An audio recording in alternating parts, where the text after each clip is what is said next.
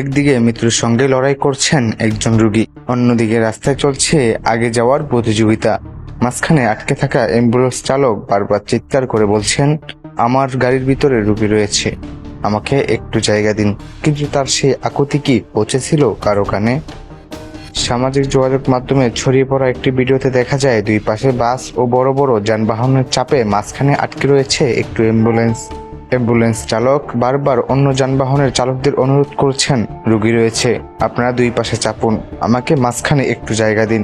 কিন্তু চালকের বারবার অনুরোধের পরও যানবাহনগুলো দ্রুত সরে গিয়ে অ্যাম্বুলেন্সকে পথ করে দিচ্ছে না বলে ভিডিওতে দেখা যায়। একজন রোগীকে দ্রুত হাসপাতালে পৌঁছানোর জন্য যেখানে একটি সেকেন্ড গুরুত্বপূর্ণ, সেখানে এমন পরিস্থিতি নিয়ে সামাজিক যোগাযোগ মাধ্যমে শুরু হয়েছে নানা আলোচনা সমালোচনা।